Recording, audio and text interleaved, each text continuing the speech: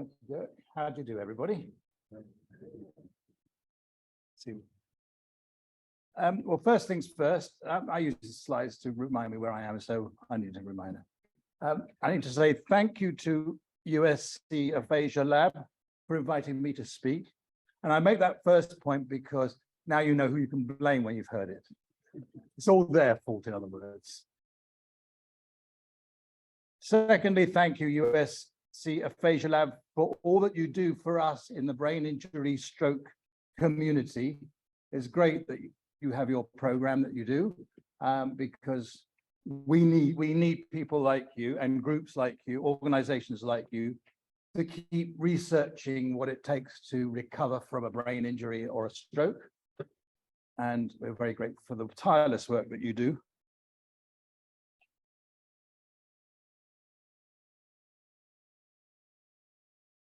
So again, my name is Simon Barton. I'm a stroke survivor and an author now of 2 books, which are both based upon my own stroke recovery journey. I didn't mean to use post-stroke journey. I'm not recovered, as you'll see. My presentation, my writings have been pretty much to 3 groups of people, which I think are all in this room.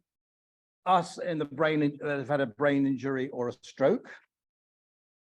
The caregivers, and I think I saw a couple of caregivers wandering around today, wonderful spouses, wives, daughters, sons, that have maybe taken on the mantle of putting us in wheelchairs and getting us to where we need to go and helping us on our journeys. So to them. And of course, the last group, but perhaps the most important group for me, is the SLP community, which, as you know, stands for speech language pathology. I didn't do anything, did I? Now, I have a problem with that word pathologist. I've always had a problem with it. I've never understood it because I know nothing about this business because I never had a stroke before. All I know is I woke up in an ICU department with all the tubes and everything, like some of you have, I'm sure. Got transferred to a specialist rehab hospital. And it was only there that I was introduced to my first PT, physical therapist, an OT, an occupational therapist, an SLP, a speech language pathologist. And from that moment on, really, I knew nothing. So I depended upon my SLP to, by the way, that's meant to be Socrates on the screen there. And it was Socrates that supposedly said, all those years ago, that first we need to admit that we know nothing about anything. Well, I knew nothing about strokes, knew nothing about journeys, nothing. So it was the SLP that I enjoyed with my third of the day with her that was saying, Simon, you've had a stroke and these are the problems that you're facing. And this is going to be the problems you're going to continue to face. So my sessions with her were as important as the PT, as the OT. But as far as I was concerned, it was as much therapy then, so certainly in that first few weeks that I was in the rehab hospital before I was allowed to be released, as it was a therapy I had with the PT and the OT. So whether you choose to use pathologist or therapist, I even looked it up in the dictionary, and that didn't make any sense either. They're both all mumbo jumbo to me. So I would rather just leave it as these people are just super lovely persons, because that's what they've been for me anyway. And I hope for some of you other brain injured people out there, the dedication they've poured and continue to, because I'm a member of a whole load of group stroke support groups, aphasia support groups, and they're usually headed by an SLP, and they give out their time and their counsel and their wisdom to us around the table, and it's wonderful what they do.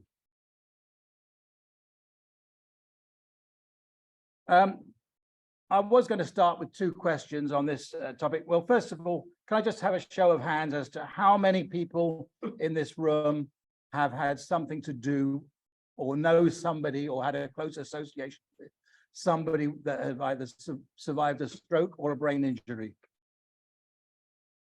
Okay, so that's the first question. The second question, can I ask the same question to all of you people that just put your hand up? How many of you that just put your hand up would like to have a stroke yourself? Nobody? Nobody? I don't believe it. Personally, and I tried this the other day and it didn't quite work out as I wanted, but anyway, personally, and I just wrote it in one of my books, I think everybody should have a stroke. It's the most wonderful thing that you should have. And I say that not quite with some seriousness in my case, because on the one hand, it was a devastating experience and certainly messed up my family and my business, our way of life. It was certainly a major, major impactful thing on a negative side.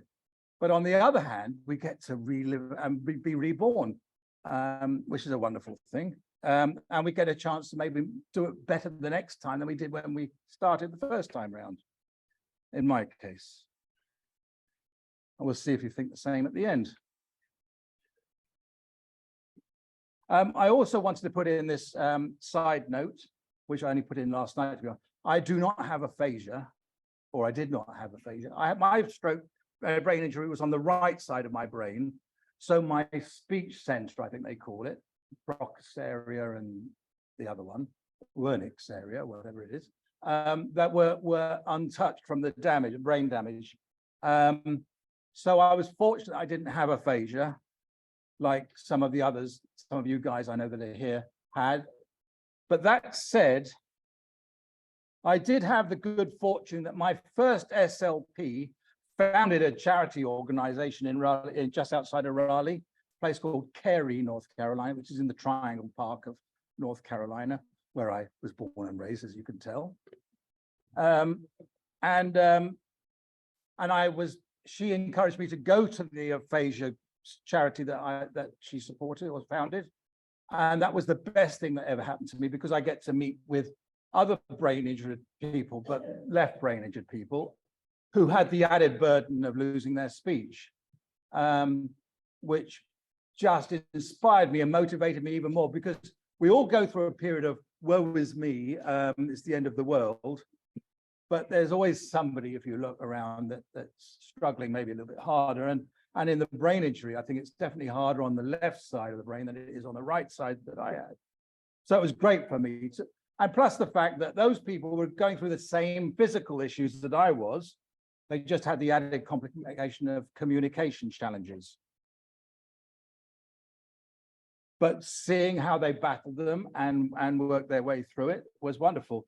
And it certainly was a large part of the inspiration and motivation for me to write these two books that are now published and available.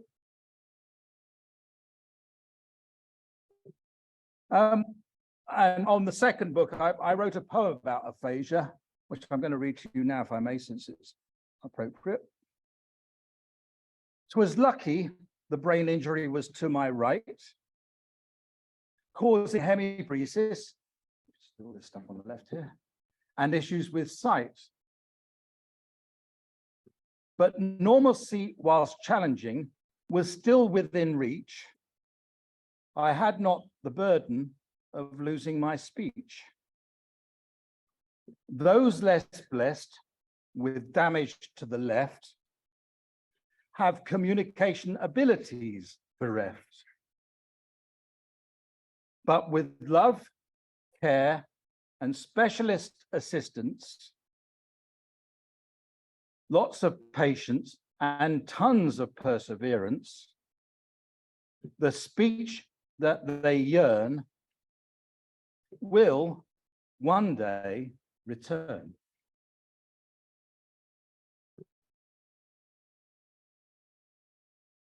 Now, the title of this presentation is, as you've probably seen, is called Him, That Person, and Me. And basically, it's my journey and the three different characters that have represented my person, starting with him, who I coin as the bloke before the stroke. Then there was that person, the guy that didn't know why, which is basically a guy that was 1 to 2 years post-stroke. Bit of a screwball he was, as you'll see. Ending up with me, the guy that's standing before you right now, what I've become. And the transition and the character traits between the three is what I'd like to tell you about my journey. And hopefully it may or may not mirror some of yours and or give you pointers that might help you with yours. As I say, that all this is in these 2 books that I've written because it was through writing and public speaking and these group meetings that I've attended that has really helped me understand this journey and put it down to these 3 characters, as you will see as we move on. Now, the good news here, particularly for the clever people in this room, the 2 people that spoke earlier, for example, I'm looking at you 2, those in the research business, the really good news is there are lots of people like me, probably like a lot of you, that are alive to tell their stories. And there is still so much to research and learn out there, I think. I think we're barely scratching the surface. I mean, it was only recently that we talked about neuroplasticity and the brain healing itself and so on. But there's more of that to still come, I believe. And what's really nice is they've got people now they can ask questions of and research upon. They didn't have that originally. So, for example, just briefly, as a bit of history lesson, that guy there, Johann Sebastian Bach, did you know he died of a stroke back in 1750? Allegedly. So obviously there wasn't the research, they couldn't research him. He wasn't around, he died from his stroke. Likewise, even as recent as the middle of the 20th century, those 3 guys there, coincidentally, they were all the leaders of the Allied powers in the Second World War, you'll know, I'm sure. My guy on the left, Winston Churchill. Your guy in the middle, I say your guy, I'm American too, by the way. Franklin D. Roosevelt. And whoever's guy on the other end there, I don't know. I'm not sure anybody wants to own him. But Joseph Stalin, all 3 of them died from stroke in 1953. Stalin, Churchill Roosevelt in 45, he was the first, and then Churchill in 65. And even more recently, the end of the 20th century, those Hollywood actors right there, you probably recognize Cary Grant, another Brit on the left. He died of a stroke in 86. Grace Kelly also died of a stroke, although not like others do. She went over a cliff in her car, but apparently they found out she had a stroke which caused her to lose control and drive the car over the cliff. So there you are. So even as recent as that, but at least now, and the amazing thing is, and I pulled this off the CDC website just for your reference. That wasn't me. In most of the 20th century, stroke was in the top 3 killers of medical happenings that we had. You know, heart disease, I think, has always been number 1, but certainly stroke either 2nd or 3rd. But as of today, right now, it's dropped to 5th place.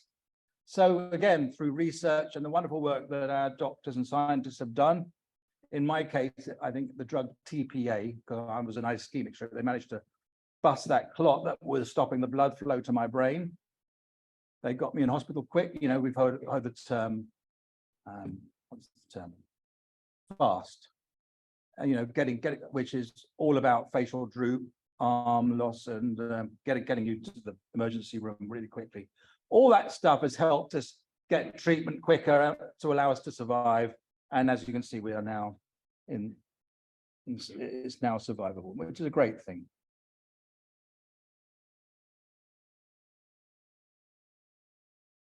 By the way, the guy in the top right-hand corner, believe it or not, is me.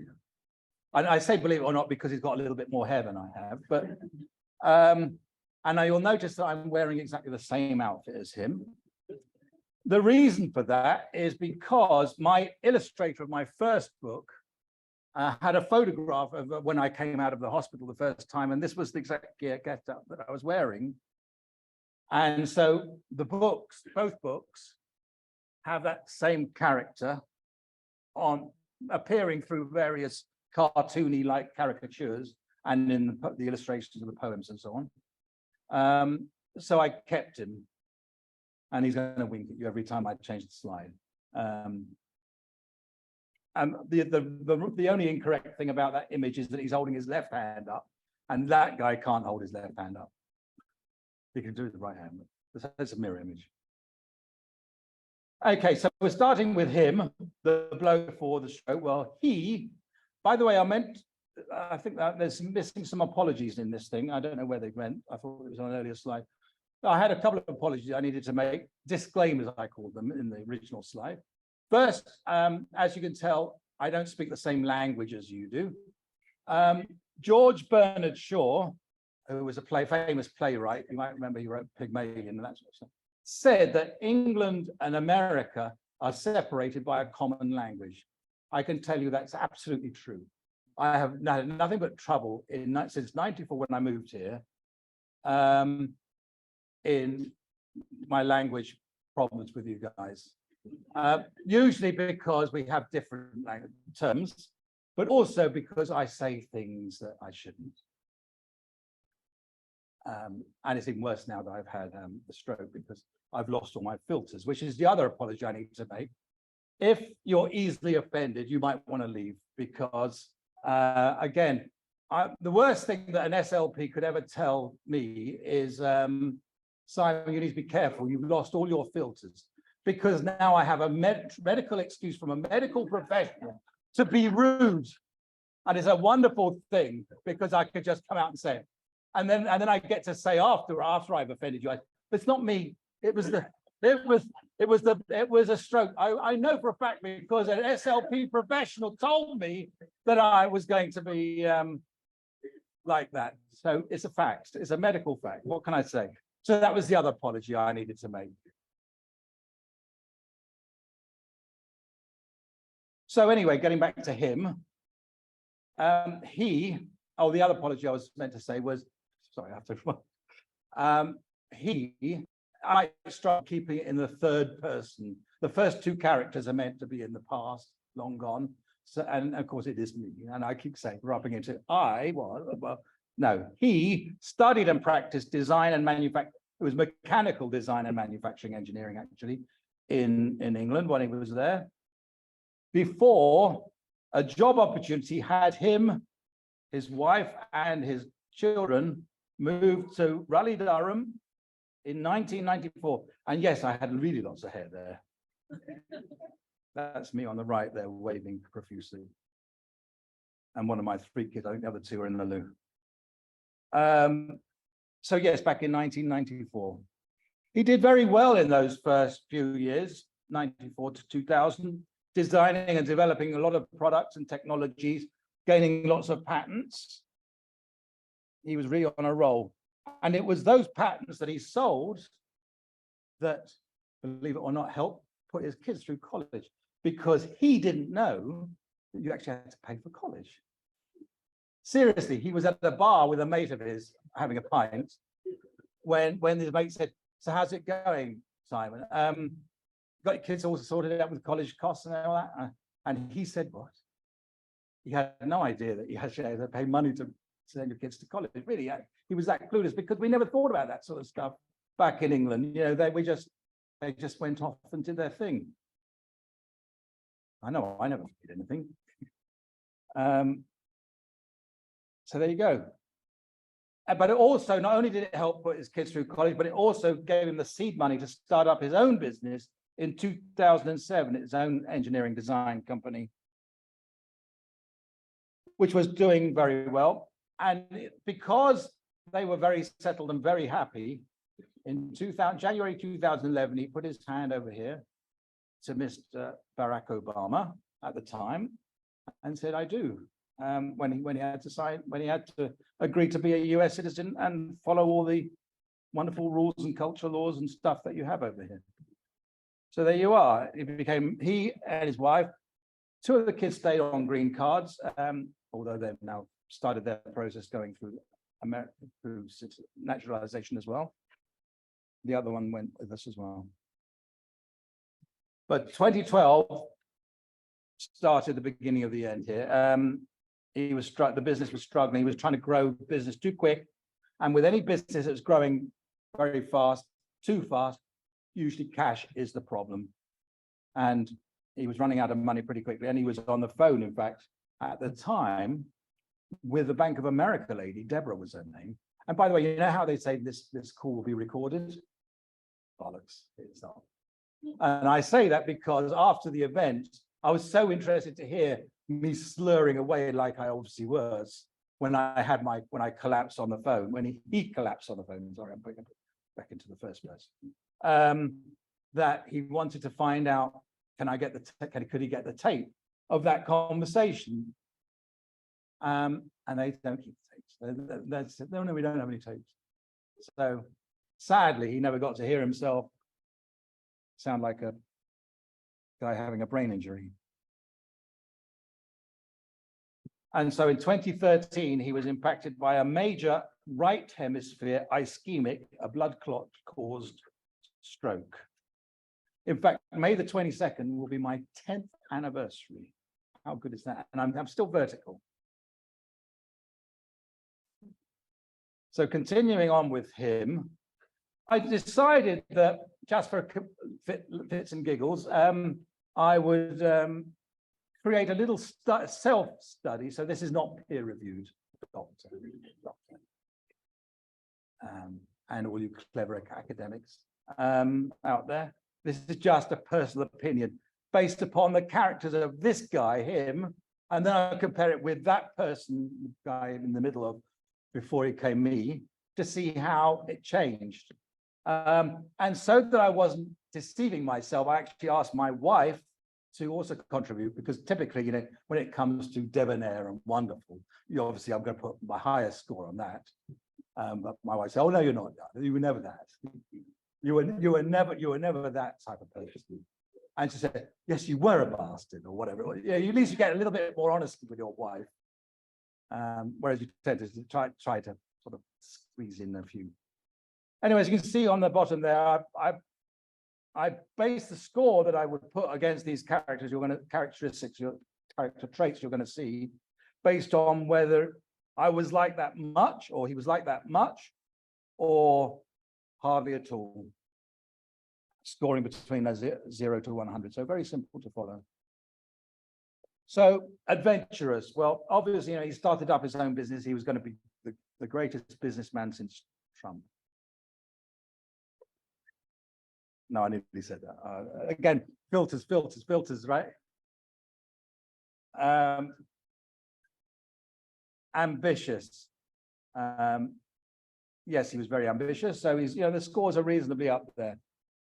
So I'm just going to keep clicking here, get through this, because it's not that important right now. But it just gives you an idea of where I was going with this sort of thing. He was assertive. He was proud that he was assertive. He never had to be aggressive. And I make that point because that's going to change in a minute for the next character. And you can see the green ones are the sort of character traits that you like to have. The red ones are the ones that you are not so great. So the red ones have lower scores if you're doing well. The green ones have higher scores if you're doing well.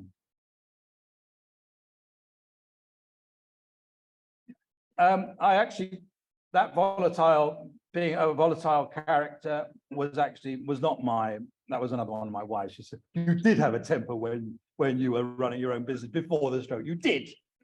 I did not. Yes, you did. Okay, I said, "Well, give me a score then." 60. All right, so it's in there. So it's it's as honest as it could possibly be, this thing, as you'll see. So, but in closing, I thought I'd quote you a poem from the book. This is him, summed up in a poem. There was this middle-aged bloke who liked to drink and to smoke, because he did. He had to admit He worked like a twit, eventually rushed off with a stroke. So there you go. That was him. Now we're going to move on to that person, the guy that didn't know why, as I call him. Well, that person was allowed to leave his rehab hospital after 3 weeks of the 3 therapies. That's physical, occupational, and speech. 3 weeks later, after being pretty useless, he was, you can go if you like. I think I pissed everybody off enough that they said, get him out of here. But anyway, so I was left in a wheelchair, pushed by my lovely wife. And she was provided a reference list of all the people that we needed to contact. My new cardiologist I had to see that caused the limited thing. Obviously, a PT I had to follow up with an OT and the speech. But he's still left with little, but he could at least stand. He could at least, and Sarah, my wife, was taught how to transfer me from a wheelchair into a car, and the car into the wheelchair, and so forth, then into a sofa, to the toilet. All those things that caregivers do, wonderful things. So he wasn't functional, but at least with his caregiver, he was enough to at least stay vertical or stay upright. But the biggest mistake, I put this note in here, this is my nemesis. He was told when he was leaving by his SLP, by his PT, his OT, okay, Simon, good luck on your recovery journey. You've heard that, I'm sure, recovery journey. Well, I have a problem with that word, recovery. So I looked it up. I looked it up in a good old Oxford English dictionary. Recovery means the action or process of regaining possession or control of something lost or stolen. And in medical terms, it also a return to a normal state of health, body, mind, or strength. That's what recovery means. So why they call it a recovery journey, I have no idea. Because bear in mind the character that him was at the beginning, high achiever, developed all sorts of technologies. He could do it. He was very adventurous. He could do anything. Being told that, I think, with hindsight, that he thought, it's going to be long, arduous. It's going to be. Everybody's stroke is different. It's going to be really difficult for you. I'll show them. He thought. So he left that hospital determined to prove them all wrong. That person was going to be playing tennis like he was doing on a fairly regular basis and playing his guitar back into his activities. No time at all. He's going to show them. That's what that person thought. And the more that person was told when he failed to meet a goal, like move his arm, I have to just, as a side, just tell you one story. An OT, one of the OTs that who I know is not in the room, fortunately. I was in the lobby of this occupational therapist's office when she came out and said, "We'll be with you in about half an hour. In the meantime, Simon, would you like to fill out this questionnaire?" And it was, what is your goal? So I thought, okay, I'll write it. So I wrote my goal. I want to play tennis. I want to play my guitar. I can't even remember what it was now. It was that sort of thing. I didn't know. That's what I put. Well, anyway, I limp into the room, the clinic. She looks at it and says, "Who do you think we are? Miracle workers?" And I thought, bloody heck. And I think that's half the problem with goal setting is I'm not sure that I or brain injured people are really in a good position to assess what goals we can achieve because I don't know anything about stroke. I don't know how bad this arm is. By the way, the arm, when I'm relaxed and standing casually, it now hangs nicely. But when I'm a little bit under pressure like now, it's sort of creeping back up here again. So I apologize for that, but I'm still a work in progress. But the other thing, as I put in this last point here, doesn't it piss you off when a professional says, I don't know how long that will happen, Simon. Everybody's stroke is different. That person must think, I don't care about everybody else's stroke. I care about my stroke. When am I going to be better? I don't know. Everybody's stroke is different.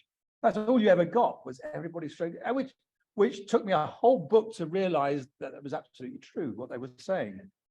I couldn't at the beginning, that person couldn't understand why everybody's stroke was different.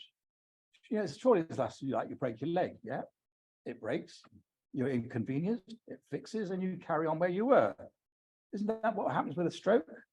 Got all these clever people that will fix you and get you back on your road, and away you go.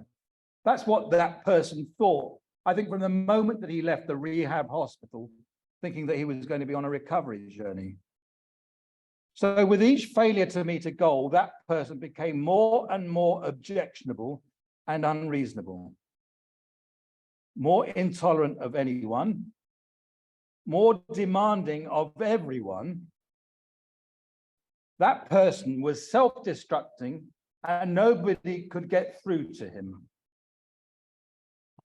Interestingly, his struggling business that was struggling when he had his stroke, the young executive team that were left holding the reins while he was in hospital did a pretty good job. They managed to keep it afloat. They got some more business. They were making enough money. They were paying the wages. Business was doing all right. So that person, though, goes in there, says, this is what we need to do. And these two young guys, the financial controller and the VP of engineering, said, you're wrong, Simon.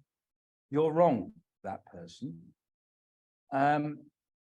You'll bankrupt the company if you do that. So he did it anyway. That person then literally bankrupted the company. Not only bankrupted the company, bankrupted himself, bankrupted his wife, everything. Had to sell the house. It was pretty bloody awful. It was, I think, probably the lowest point in Simon Barton's life, that person that was part of Simon Barton at that time. So if we go back to our chart that we had populated with all those numbers, and we now populate that person and see what changed, I've highlighted assertive. It dropped. He wasn't assertive anymore. He wasn't using good argument or good reason to win the reason why he needs to do something. He just said, that's the way it's going to be. And if you disagree with him, he just jumped down your throat. So in other words, he turned aggressive. He lost all confidence, which is why that's highlighted. Obviously, he was not very energetic. You know, he couldn't do anything. Neurofatigue set in big time. He was asleep half the day more than anything else. And just the few hours that he was awake, he was just bloody awful. He was totally disrespectful, which is why that score dropped like crazy. By the way, I've highlighted affective and sentimental, and it also was on the first one, because I thought when I was writing this, that it was a new thing, that the fact that I cry very easily or I burst into laughter very easily since the stroke. And my wife said, oh, no, you were crying in that film, whatever it was, the boxer one, you know, the one where the little kid is, Jodie, somebody is banging on it. Wake up, Daddy, wake up, Daddy. Yes, I was. So I had to admit, or an award, you know, I very easily cry. Pre-stroke, post-stroke, first that person, and post-stroke now. Doesn't take a lot. I was practically crying when you were handing out those little awards to these people here. Oh, that's sweet. Oh, you got free tickets. Oh, bless you.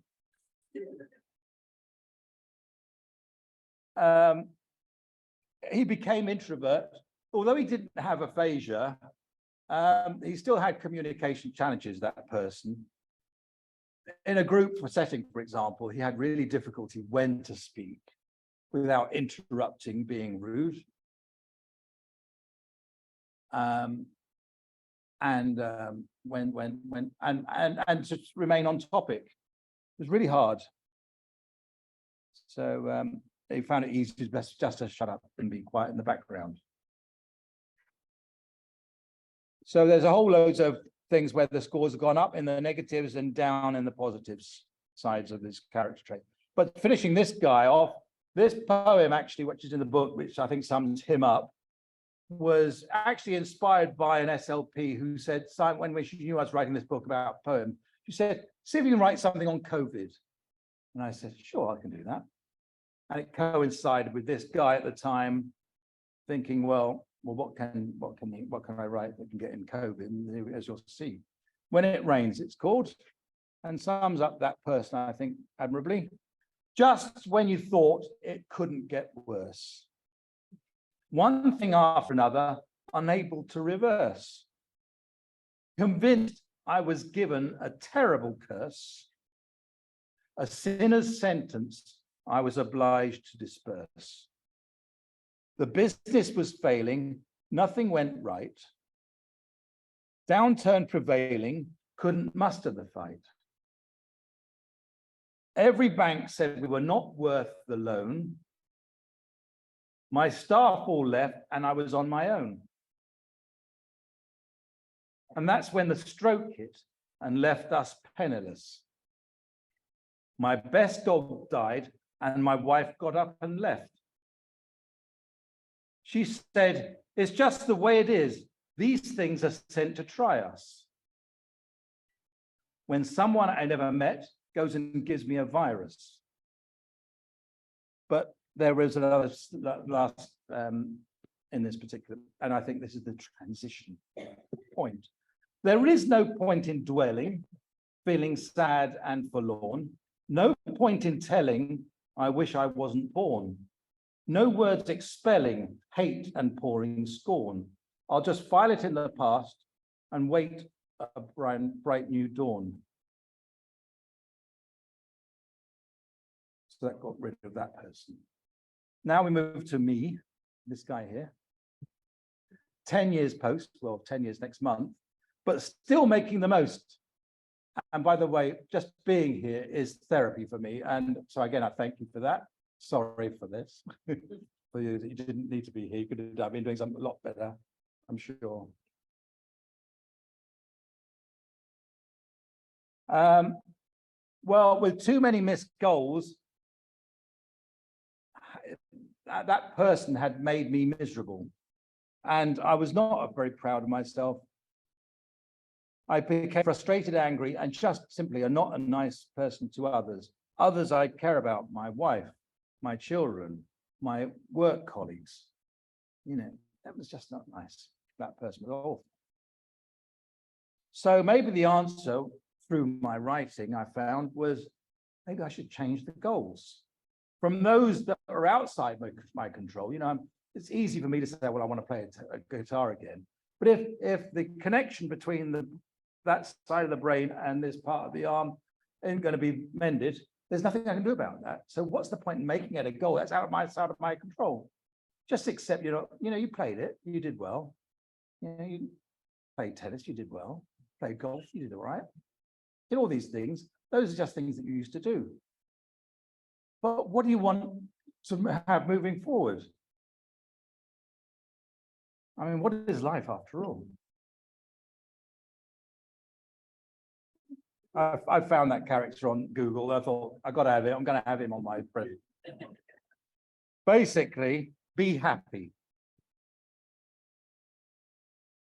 So what makes me happy obviously goes to the core of who I am and who I was.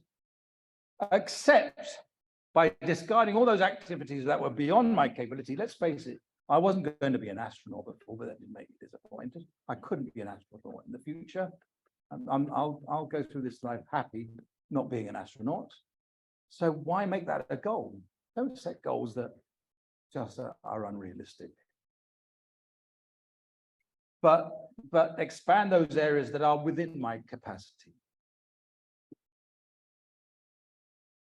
And do something that will allow you, or achieve something that will at least allow you to be proud of yourself. Feed that ridiculous ego of yours. So the solution, I concluded, is that at least I could speak, my downfall, because one of the worst things about having an accent like I've got is that you'll be amazed how many people first of all, they say they think that you know their cousin. It's amazing. I don't know if you've had this, Dirk, but oh, you're from Holland. I have a cousin in Holland. Maybe you know them. The fact that there's all these millions of people that live there, I don't think so. Everybody thought, all of them thought that I must have known the Queen. You must know the Queen. You were born in London. You must know her.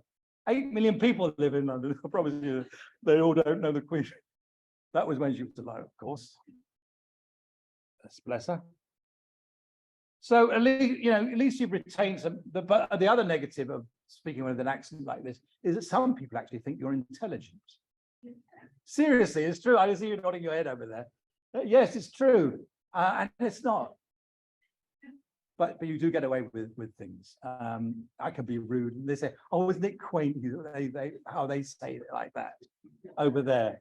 Bless him. He wouldn't know any better because he's from a different country altogether. So there are little pluses, but I don't want to be thought of as being intelligent because I'm not. I'm just an ordinary guy. But I swear that first SLP thought that I was, which is why she maybe let me get away with a lot of things that I shouldn't otherwise. So I could use those skills, those communication skills. Maybe I could write a book. And sure enough, in 2019, I wrote my first book. And because I did it, I thought, wow, I did something. All right, I didn't get to move my left arm. I didn't get to run the marathon, Boston Marathon, but at least I wrote a book. I achieved something. It fed that little ego of mine. It was enough to say, I've done something. And in the process, I've learned an awful lot. But basically, I know nothing about strokes and recoveries. But and I had a good time doing it. And I could show people, I could say, look what I did. And when people said, well done, Simon, good for you. That was enough to pat me on the back for me to write a second one. So I wrote a second one that came out last year. And I'm really pleased with that one.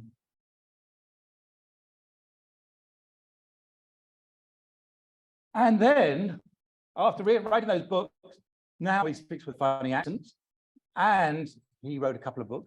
Maybe he could come and speak at an event or two, and I get to speak. And whilst I have been peeing myself since yesterday about coming here to talk, which is absolutely true, because as you will see when we look at that table, confidence and so on hasn't changed that much. I'm more confident than I was, but it doesn't mean to say I still don't get nervous. But the act of doing this, which is why I say this is more therapy for me than it is for you.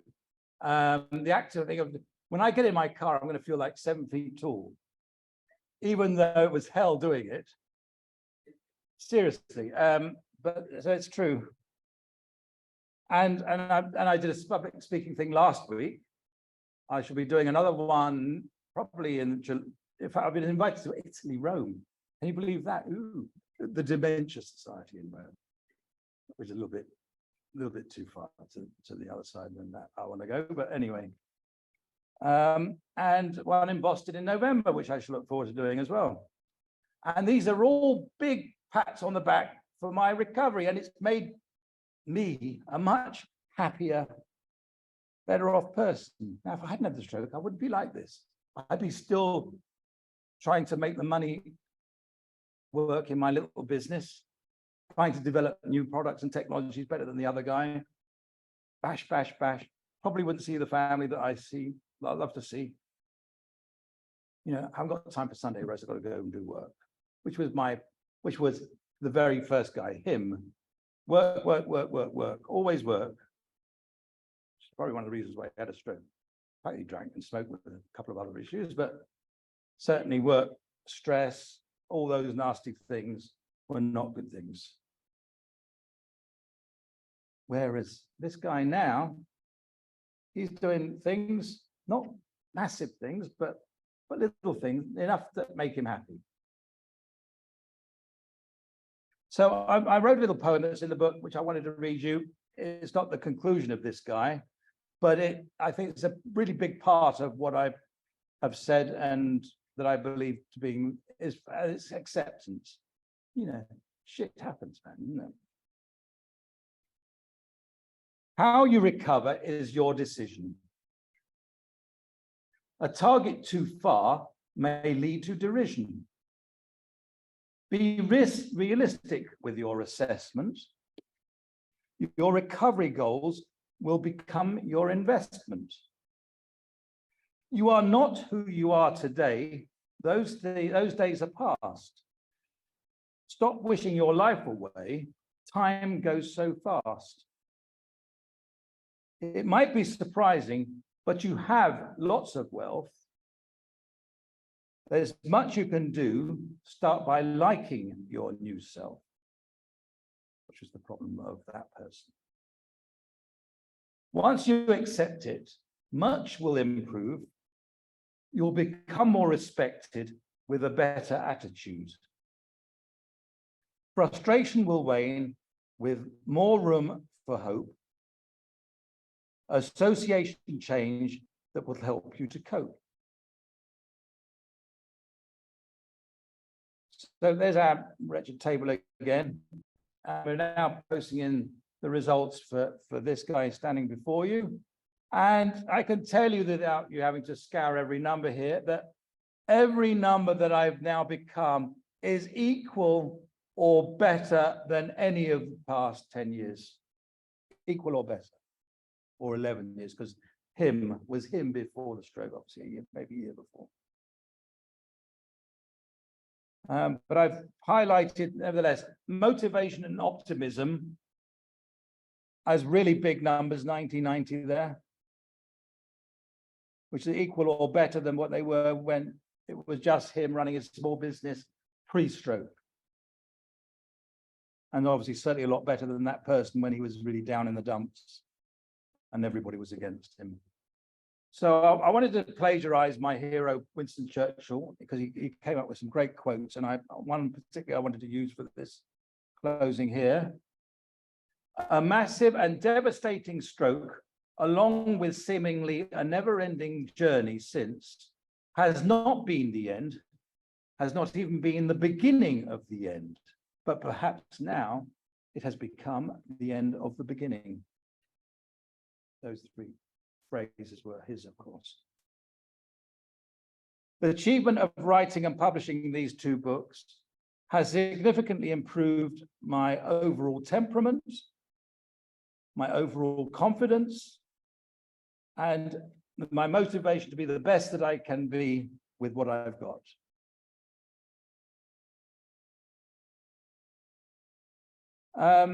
So I'd say journey or recovery, bullshit, I think is the word that you choose. No, more like a journey. For me, it's been a journey of discovery, finding out who I was, who I am becoming, and who I can become has been part of an adventure that my stroke has done, I really believe, which is why I'm very happy to be here. Now, at this point, I would actually ask, hands up who would like to have a stroke, but last time I did it, nobody put their hands up, so I'm not going to do it this time. But bottom line is, it's not the end of the world. It's not a death sentence. We're vertical, most of us. The only thing that we have to do is just recognize the strengths that we still have and maybe use those as best we can. And which is why I finished here with this poem, which I think sums it up for me anyway, which is called Reinvention. We need to just reinvent us, which is why I said at the beginning, we get a chance to change our lives. I mean, when we were born, we didn't know what we were going to be. We were put in nappies, we were sent off to school, we were given food and clothes on our back and so on. Our lives were not our own. Here we're adults. We get to choose whether we want to go back to school, whether we want to write a book, whether we want to do various things. It's wonderful. I mean, how many people get that chance to live their lives again? I have. It's wonderful. Reinvention is what it's called. I did not pick to be the man I am now. He sneaked up when I was distracted. It's not been quick, but I've come to learn how. It's better just to accept him. Accept him I have, but giving full attention. to embrace his strengths as best I can and call it reinvention.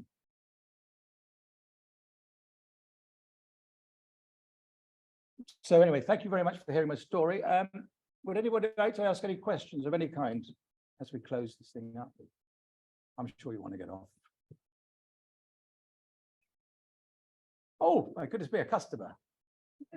Where were you before you had a stroke? If you were in an RTP patient, you still had all the time. Yes, that's exactly where I was. I was in my office in Raleigh, North Carolina, sitting on a chair on the phone to Deborah, the Bank of America representative, and I keeled over and had my stroke right there. Fortunately, one of my assembly guys had transferred from a paramedic job to becoming an assembly guy in the shop. He was called as a paramedic. He recognized immediately he's had a stroke.